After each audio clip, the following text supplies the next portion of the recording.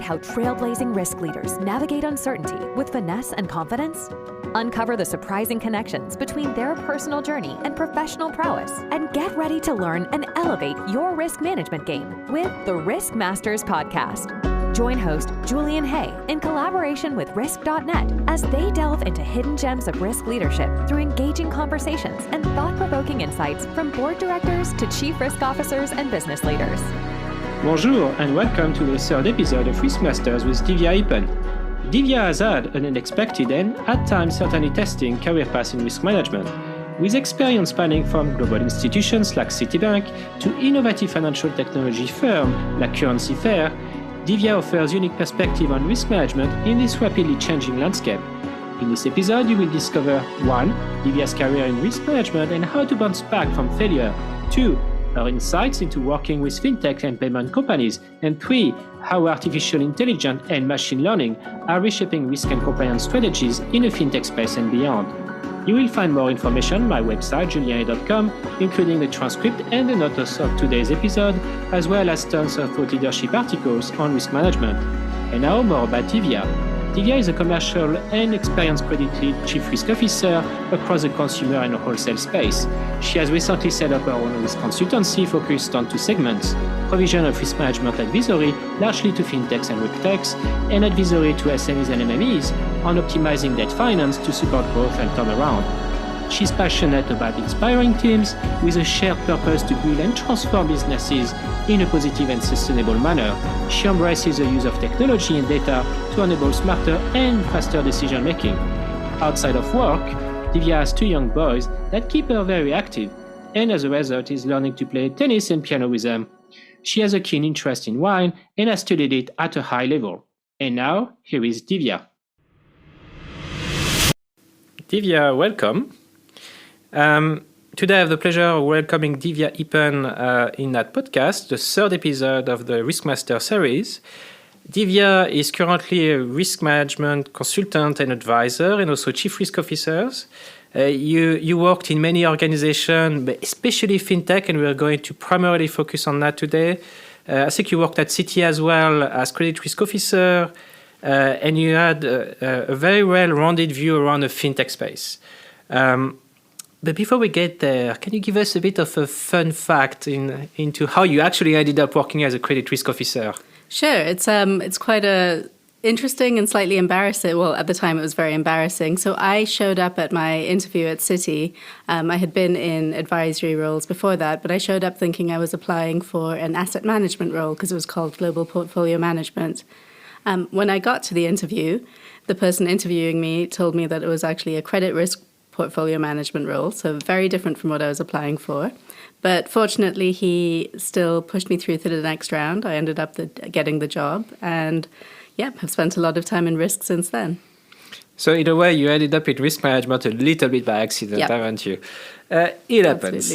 And I'm sure we are going to come back to that and go through your career path and what it means to get to where you are today. So exactly that, to that point, how did you get to where you are today? Sure. So I spent a lot of time in banking. I was in banking for about 12 years. I did a few different things, a lot of very client-facing roles. And I then moved into Fintech. It was a very conscious role. I was at a point in time where I was able to take some risks, ironically. My partner he had a job. I had just had a child. I wanted to feel excited about what I was doing because obviously the opportunity cost of going to work was a little bit higher. So I took a chance and moved into Fintech. I haven't really looked back since. I have nothing against banking, but for me, being in Fintech and being able to be in a position where I can drive the organization's strategy has been extremely rewarding. And yes, it's meant that in some cases we had to take some sacrifices financially. But it also meant that in the roles I've had the energy and the passion that helped me bring in new ideas, and it gives me credibility with the board, with the CEO, and helped me have a very enjoyable career for the most part. And we'll come back to that, especially the interaction with the board, and perhaps try to contrast a little bit that view from a Fintech space and having worked in a bigger organization as well, like Citi. And so staying on a more personal side, how do you juggle so many activities in your busy life? Sure. So I made the mistake relatively recently when someone asked me this by saying I've been tired for 8 years. That's true, but it's also not true. So a friend and former boss of mine, she had told me that rather than looking at your life as a point-in-time perspective where everything's in perfect balance, look at it as a number of years. So some months you'll be a good enough mother or a good enough daughter or a good enough colleague. You're not going to be perfect at everything all the time. And sometimes someone you love will get sick or you'll get sick and everything else goes. So think of that pie chart as kind of a lifetime pie chart or a 10-year pie chart rather than that moment in time. And I think as we are all way too tough on ourselves, especially women, and feel guilt for all sorts of things that we're not doing well enough and in our own minds only. And if we can let that go, I think it all becomes a lot easier. You're not as tired because you're not kind of beating up yourself as much, and you have more energy and you're happier, or at least it works for me that way. And I can relate to that. I think you have 2 children at home. Yeah. I have a little one as well. Yeah. So striking that balance, I will admit the gym morning session is gone now. It has disappeared from my life. That's okay. It can come back in 5 years' time. Or 10 or never 20. after retirement. Exactly. And so with that in mind, what was the hardest challenge you had to overcome in your journey, and how did you bounce back from it? Sure. So I think on a professional basis, it is hands down my experience at Greensill. It was an incredible place to work. I know reading in the press, you hear all the negatives, but it was actually a very, very exciting place. It was a place where you felt like there was lots of possibility. It did have some extremely obvious challenges, and despite coming into it quite late, I was really excited to be there and felt like with some time, the concentration issues that were in place could be worked out and could be managed. And I was the right person to help the company become kind of a scalable, sustainable business rather than just a rocket ship with no sustainability. I think as we all know from this having been in the press for a while, or historically in the press, a series of events all at the same time, including the pandemic, kind of came to a head together.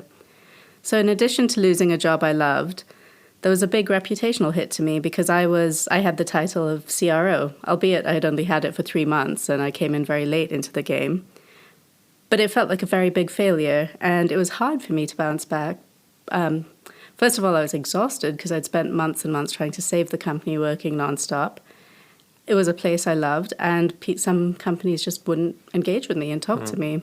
So going back to that pie chart I was talking about, at that point, it made no sense to try and kind of go out there and look for a job when I'm still completely exhausted. So I took some time, got well physically, mentally again, and only then was I able to think about what I wanted to do and actually go into meetings with that energy and excitement that I referred to before. And how did you handle, if I may ask, perhaps the pushback you had initially from being associated with that name? Have you found any recipe to address that? I think what's been interesting to me is I think the companies that value that experience that I had and are willing to listen to me are probably the companies that I want to work with more, because you do learn in failure. And if you've never actually hit anything hard or had a hard time as a risk manager, you've probably not had to manage. I mean, managing risks when everything's going perfectly all the time it's not the same. It's not the same job. It's when things are going wrong. Are you resilient? Are you there? Can you think of ways ahead? Can you lead your team? Can you lead the rest of the management team through this? And I'm sure we will come back to some of those aspects, especially in the fintech space, which is a very high pace. I would argue probably riskier area as well. Yeah. And perhaps one last question on the more personal side. Who or what inspired you to become such a successful risk leader? So we already heard from you that you got there a little bit by chance. Yeah. But what else can you tell us? Well, there were a couple of people, and I don't want this to sound like the Oscars, but so one of my managers at Citi, her name's Zoe Wimborne, she showed me that a risk manager doesn't have to be someone who's super aggressive, loud, angry all the time. She showed me that there's actually different parts to that. I'm not that kind of person. I'm not going to talk over people and shout over people. And in restructuring, that's often the way people operate. But she showed me that you can be successful and still be really true to yourself and still achieve results. So she's been a key driver in this journey, knowing that I can constantly be true to myself and what matters to me and how I treat other people. I had an amazing coach while I was at Greensill who helped me get rid of all that guilt I was talking about not being this or not being worthy of being in the room because I was 15 years younger than everyone else there, or wasn't able to work 90 hours a week because I have a young family. And then mostly it's my husband. I mean, he's been a really equal partner, which has helped me shape my career in a way that's got more flexibility, and who constantly encourages me to actually chase happiness and take risks if I need to. So not stay in the stable banking job forever and ever and do something that could be a bit more fun. And if it isn't, go back to banking or find something else. Risk management is actually about taking risks as exactly, well, right? Exactly. So, and I think you've started touching a little bit on that. In your professional journey, did you find that your gender had an impact in the way people engage with you? And could you share your insights into how being a woman and a successful senior woman leader impacted your work and the challenges you had to face as a result? Yeah. So I hear a lot of people, especially women, talk about imposter syndrome a lot. And I think it obviously comes from feeling like you're not worthy to be in that room. But being a woman in financial services as well, you face, and prior to starting work, you face challenges that a lot of other people, a lot of men haven't had. You haven't been given the same opportunities. You have to build huge amounts of resilience. You've seen failure. You're not always being picked up off the floor by others. And this is hugely important when you're in a board or executive team. I've been in boardrooms where everyone has been very successful all through their career, and nothing's actually ever really gone wrong. And so they have this confidence that nothing will ever go wrong. And I think this characteristic of hubris, I mean, it's very long. It's like from Greek mythology, from everything. It's been the theme for a long time, but I don't think it's as likely to be seen in women. So I think it's actually a really important superpower that women can bring to a board, to a senior exec team. And I think, actually to be able to understand risk and talk about risk properly and with credibility, it helps hugely to have seen and be able to articulate when things go wrong and what you could have done differently. And so the next time you have something to learn from, and you don't follow the same mistakes, and you have an awareness that things can actually go wrong. And I think that plays into the notion of gender equality and also balancing senior roles from a gender standpoint as well, in a way that complements each other, isn't it? Yeah, absolutely.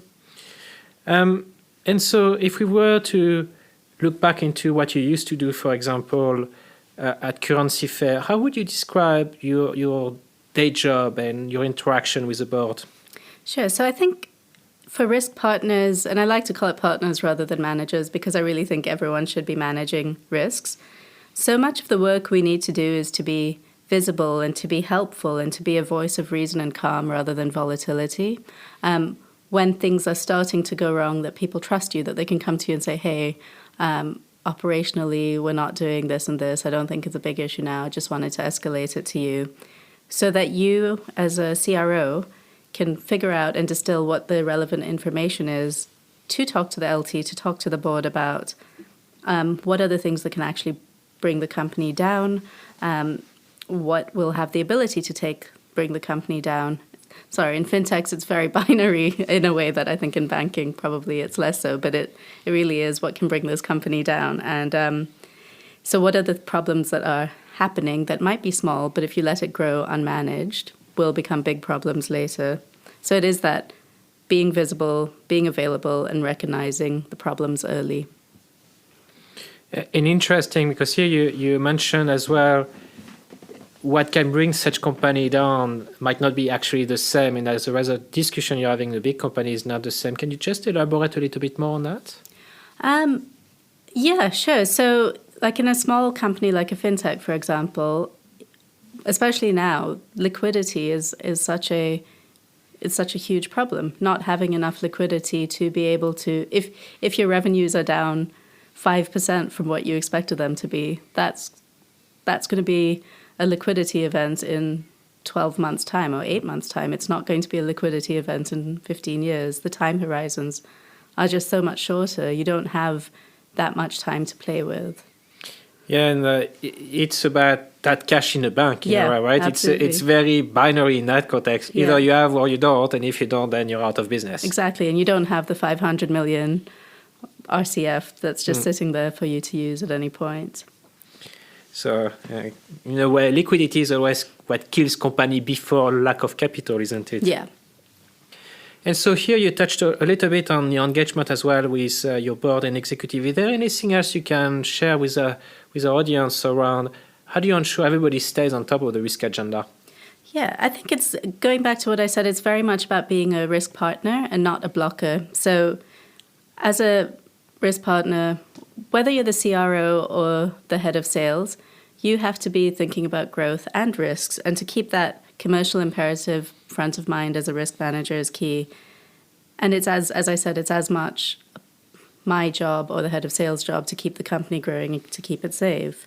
But also keeping the rest of the team engaged and just making sure that you're talking about growth and you're talking about risk together, that you're not, it's like, oh, that's too difficult to do. It's thinking of solutions. There obviously are risks that you just don't take, but for the most part, you can structure around it, or you can give some guide rails of, I get why we want to move into this market. These are the dangers of moving into this market, for example, but these are the things that we can do to make it less likely to blow us up in the future. And look, having come from a place that didn't work, I have credibility when I talk about it. Well, at least you live through it. So exactly. You have that understanding that probably most people around the table would not have. Yeah. And so connecting to that, how do you see the risk function supporting the strategic agenda of the firm? And you already touched on some of those points, but is there anything else you can think about? Yeah, it's just that they're one and the same thing. Risk is about supporting scalable growth.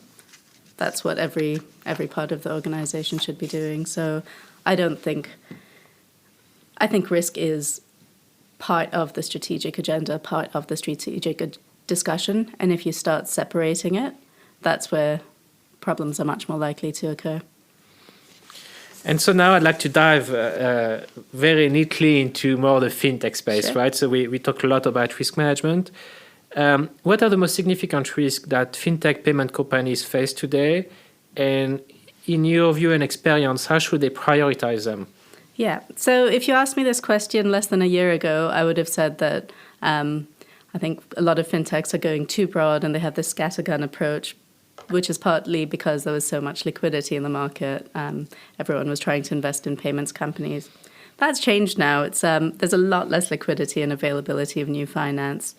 So today it's actually ensuring that you have a strong growth proposition, that you're hyper-focused, and that growth proposition doesn't rely on a constant additional spend. So it's that path to profitability has to be much faster, which means there's less you can do. You can't try everything and see what works. You have to actually make some choices. And yeah, as we touched upon earlier, the real risk now is running out of money. And you don't know what the regulators are going to do and what changes are going to make. So you kind of have to have that treasure chest to be able to invest in risk consultants or advisors or regulatory consultants to help you with that. So it's really being very, very careful with liquidity and knowing what you're spending money on and having that as having that really tightly managed as at the LT decision making body. I can definitely relate to that, and for me, it's also about how decisions in that context are being made, and the understand of the cash impact of those decisions, especially in those companies which are not probably profitable, never mind at least cash flow neutral, not to say cash flow accretive. Yeah. Which is far more prominent in that sector that you would find ever in banking, for example. Absolutely. If you make the wrong choice, it means that, if you try too many different things, it means that brings your cash runway much earlier. So As I said, it's the whole live or die scenario. It's not unique to fintechs, but it's more unique to fintechs than in banks. We had 20 months in front of us. Now we only have 6. Exactly. And then the regulator has said this: we would like to come in and review your AML framework, and then suddenly you've only got 2 because you need to spend some money to have the right consultants in place to help you with that. Yeah. And so with that in mind, how do you strike the balance between innovation and risk management? Because here we can already see the tension between, and it's not about the risk management function itself, actually. Risk management is about, in your example, cash management. Yeah. So how do you strike that balance from your perspective? So I think it is having the leadership team and the board very, very clearly aligned in that and agreeing with each other and having the view of what the risk appetites are, having a good understanding of the business, where it's going. So yes, it's for the CFO to be running the numbers, but the whole LT should be aware of how the company is performing, how much money is left, why making one choice will have impacts on the others. And while the CRO I don't think the CRO should be involved in every decision, because then you're just ending up going to be the blockers. But it's just making sure that risk and growth are constantly discussed together. And as I said, making sure that when it does start separating, bring them back together. And that's what the LT and the board have to do. And it's making sure the risk aspect is always discussed. Right up front. Is discussed as part of any decision, effectively, and growth plan. And it would be good if it's not only the CRO that keeps bringing that up. And interestingly, I've been in 2 companies where you think that the CMO and the CRO are completely on opposite sides, but actually we've worked very, very well together as partners. And sometimes it gives credibility if someone else is bringing up the risk in something rather than the CRO all the time. Well, I will argue the CEO should be doing that first, Absolutely. But that's me. And so here you already touched on a little bit on the regulatory aspect, and clearly, especially in the fintech space, the regulatory agenda and the level of maturity of the regulatory framework is still evolving. So how do you anticipate and prepare for regulatory change in that space, and especially considering the constraint you mentioned earlier? Yeah, so in a large bank, you will have massive teams that are doing horizon scanning as their day job. You don't have that in the fintech world. What you do have and that you do build is I would highly recommend that people build is you have a great network. You're talking to CROs or consultants across many different sectors and different geographies, so you can, in adjacent industries, so you can see what's happening. And then obviously using AI, like if you know that you can't read every single regulatory output from every regulator in the world, but if you have certain things that you are interested in, so if you're an Irish company and something's happening in the UK, you'll want to know about that. And so use the tools that you have available to you so that you're actually focusing on making the decisions rather than trying to troll through hundreds of thousands of pages of information. Yes, the regulatory rule books are extremely thick. Exactly. And they're not easy reading either. No, it's probably more for a bedtime story than anything else, and a short one.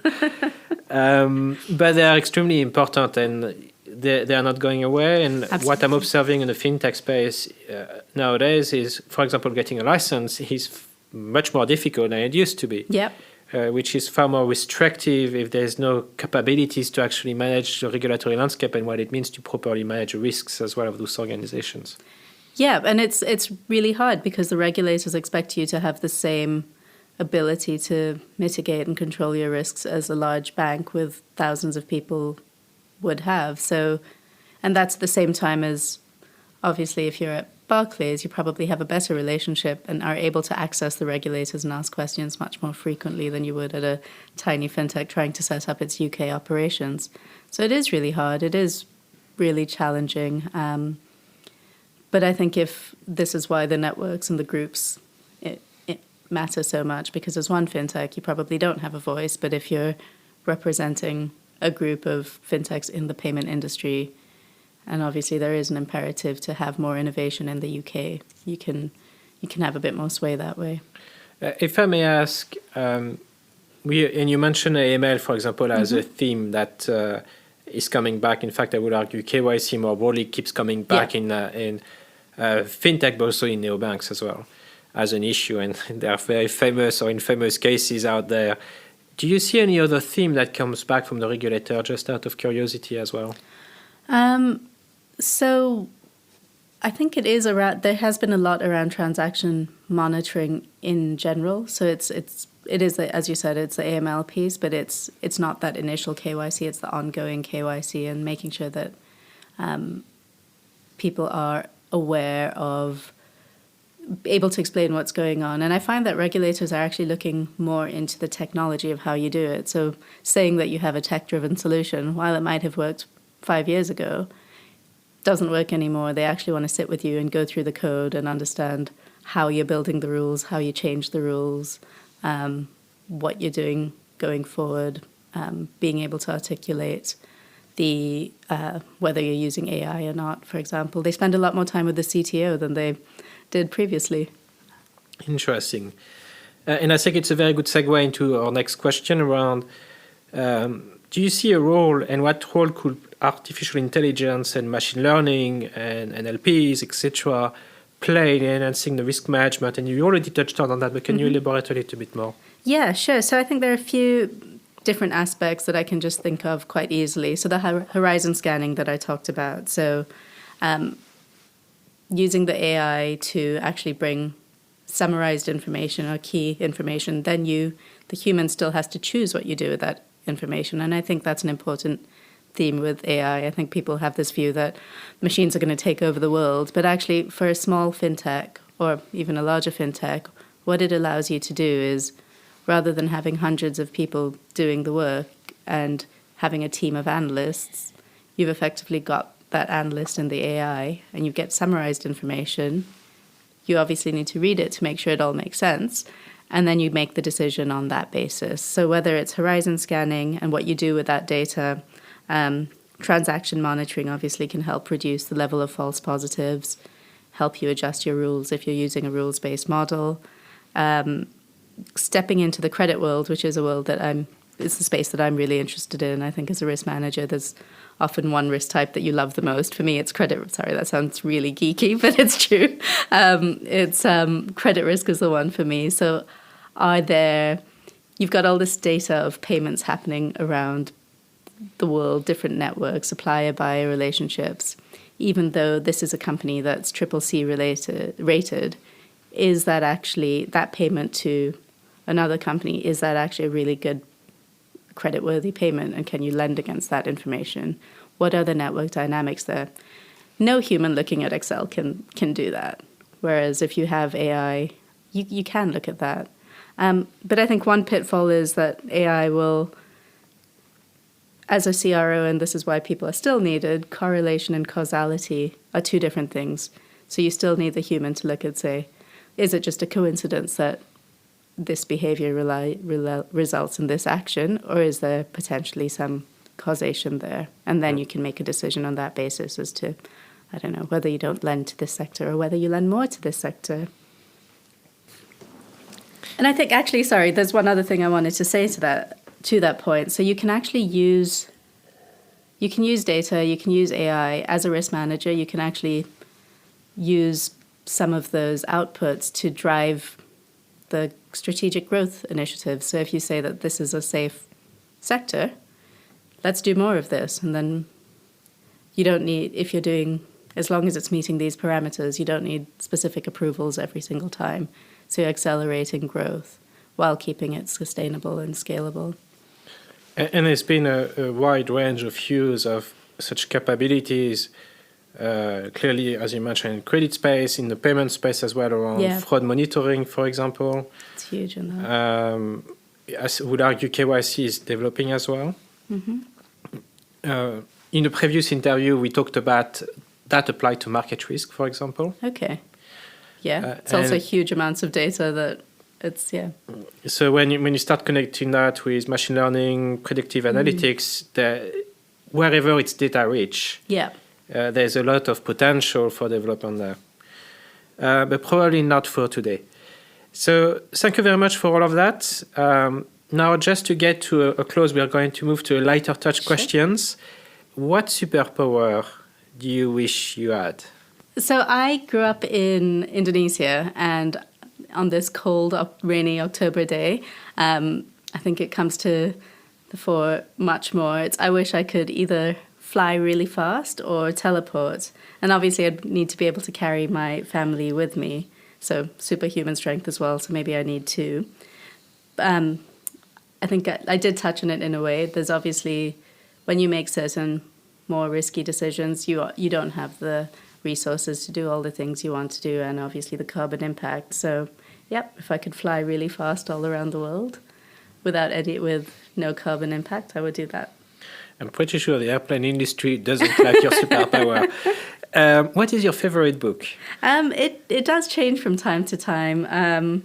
But right now, it is, when I think about it, it's Animal Farm. And I think it's interesting because the first time I read it was when I was 9 or 10, and it was a story about like animals on a farm doing silly things and talking, and I didn't understand the message. But what I like about it is that it evolves as you evolve, and I think so many of those messages can be brought back and are applicable to boardrooms and executive rooms as well, executive teams as well. The diversity, the diversity of experience, diversity of thought, those things are actually really valuable. You don't want to create one group that supposedly knows what's better for everyone, because they don't. Things need to still evolve in that space, but they clearly push toward that. So, and if you had one tool you take away with you all the time, what would it be? So this sounds really weird to say, but I think my stomach. So when I've learned that intuition, we were talking about superpowers, but actually intuition is a real superpower for me. And whether that's something else or whether it's just 43 years of experience, which I think is what it is, when something feels wrong in my gut, and there's something that I hear or some decision that people are thinking about making, and it feels wrong, it probably is wrong, and it means that I should dig into it more. And it has really helped me in the past. There have been times where I didn't listen to it, where I regret not listening to it. So I think it's kind of a really nice way of my body telling me in a way that my mind can't get there fast enough that, look, all this information, you need to make a decision on it, and probably not the one that is the direction it's going now. It's funny, you're the second person with who have such discussion this week. Okay. And if people want to learn about you, where can they go?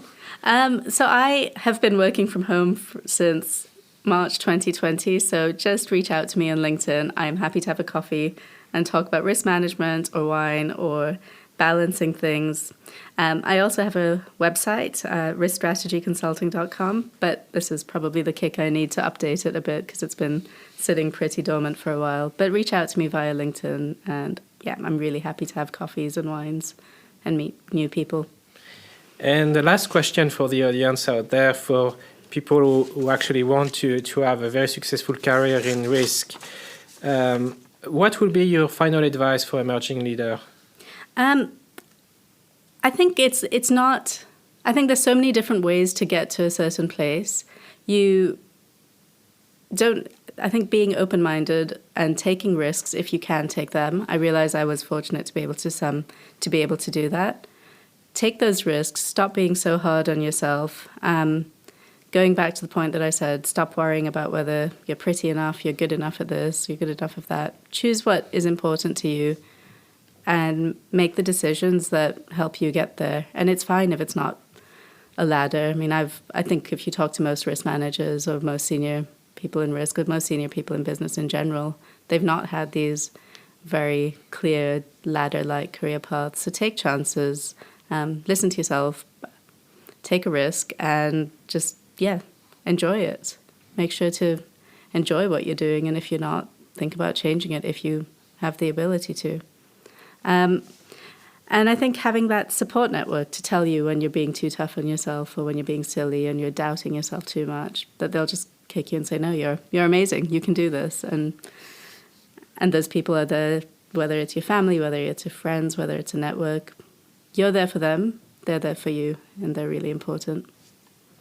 Well, Divya, thank you so much for your time today. It was a treat. No We problem. covered It's a fun. lot of ground, and hopefully that will give a very good flavor for anyone who wants to pursue, perhaps by chance, a career in risk management, Yeah. but certainly in the fintech space. So thank you so much for your time, and speak to you soon. Thank you so much, Julia.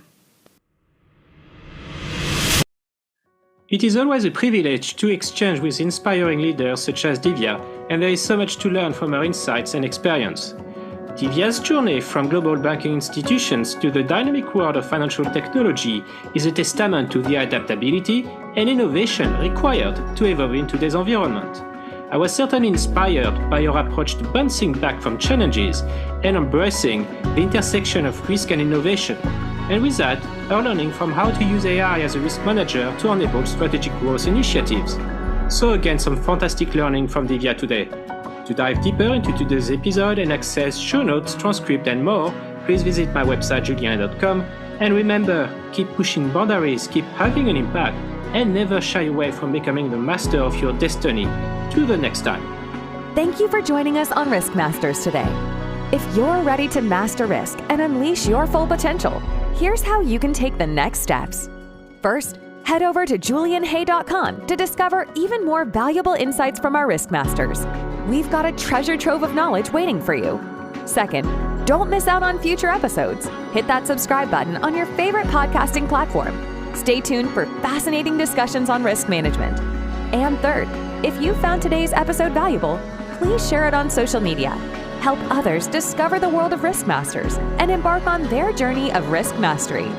Remember, success favors the bold. See you on the next episode of RiskMasters.